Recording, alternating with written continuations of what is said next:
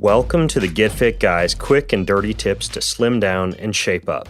My name is Ben Greenfield, and I'm the Get Fit Guy. About this same time last year, I filled you in on the top 6 New Year's resolution mistakes. These mistakes included not quantifying your goals, not setting dates or benchmarks, setting too many goals, not tracking or logging, not sharing, and not expecting setbacks. That's a lot of nots. You can check out that episode for more detail on each of these mistakes that could be keeping you from achieving your fitness goals. But this year, let's focus on the positive, shall we? Rather than discovering the things you shouldn't do while pursuing your New Year's resolutions, let's discover the 6 things that are, in my opinion, absolutely essential for success. So, number 1 is journaling. Journaling is a newfound joy of mine. I wake up every morning, roll over in bed, and open my journal, which is called a 5-minute journal, which I believe you can get from 5minutejournal.com. I read one inspiring quote, then give 3 answers to the following question. What would make today great? Finally, I write down my daily affirmation, which for me right now is, I am inspiring, a joy to be around, and a patient teacher. Later in the evening, I reopen the journal and answer the following questions. What 3 amazing things happened today? And how could you have made today better? Now, this may sound silly, airy-fairy, or woo-woo, but this morning/evening practice has kept me laser-focused on my goals and on what I want to accomplish each day. My only regret is not beginning a daily journaling practice earlier in life.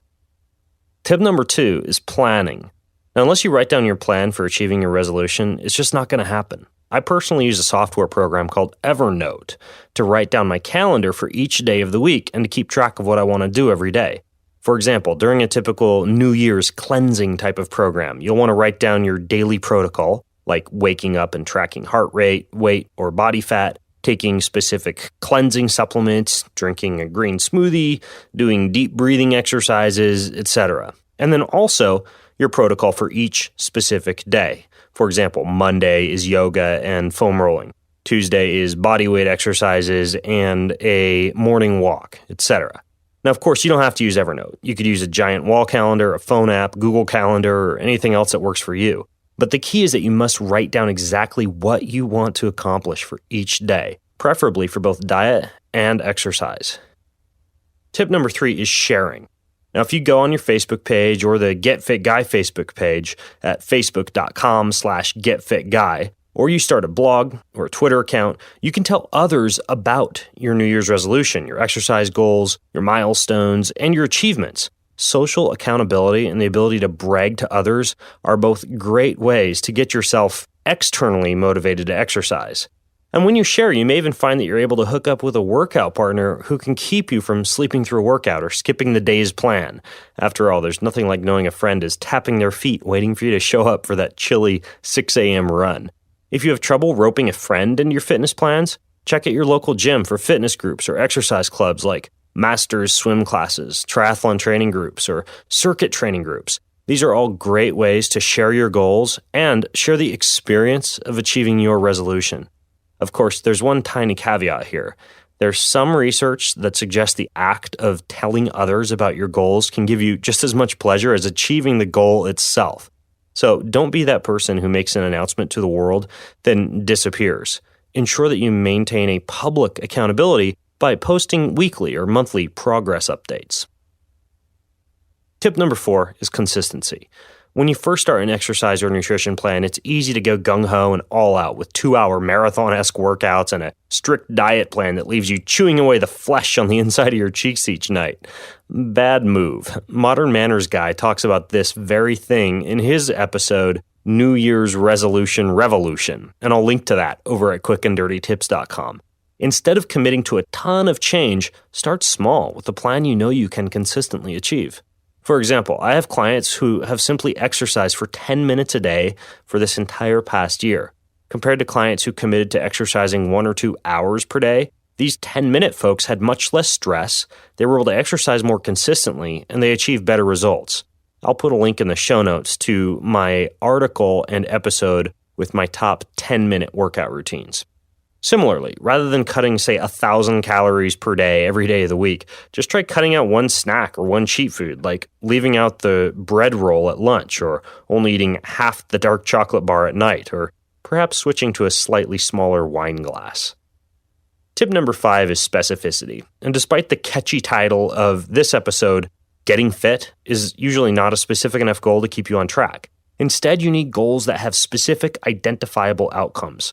Some of my favorites are things like lose 20 pounds of fat within 3 months, complete a 5K this July, put on 5 pounds of muscle in the first 2 months of this year, learn to play tennis by taking 2 tennis lessons per week for the next 3 months, learn and try out 5 new juicing and smoothie recipes over the next 5 weeks. You get the idea. The more specific you can be, the more measurable and identifiable your goals and outcomes will be, and the more laser-like attention you'll be able to focus on your goal. Tip number 6 is timing. Your goal has to have an end date. And I admit, this is a big weakness of mine. Setting a goal to gain muscle, lose fat, or do a triathlon, but not actually getting a specific date or deadline in mind. But New Year's resolutions, or any goals for that matter, are not much different than work projects or school projects. If there's not a deadline or a timeline, you're more likely to either procrastinate or be a bit foggy about exactly what you want to achieve and when. For this reason, I always have my best fitness gains when I'm signed up for specific events. Like right now, I'm preparing my body for what's called a Super Spartan race in Las Vegas, Nevada on April 14th. I've never done a Spartan race before, but I've certainly gotten more motivation to squeeze in some extra rope climbing, kettlebell swinging, and burpees between now and April. Perhaps it's due to the risk of embarrassing myself by not performing well, but I simply wouldn't have this same motivation if my goal was to do 100 burpees by this April.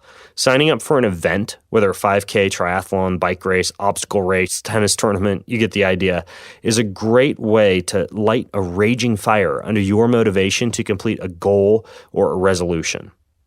So that's it. Journal, plan, share, be consistent, be specific, and add a deadline, and your chances of success will skyrocket. Now, if you have more questions about these 6 ways to achieve your New Year's resolutions, then leave them over at facebook.com/getfitguy. I'd love to see what your resolutions are and help you out along the way. And until next time, this is the Get Fit Guy asking you, what are you waiting for? Go get fit.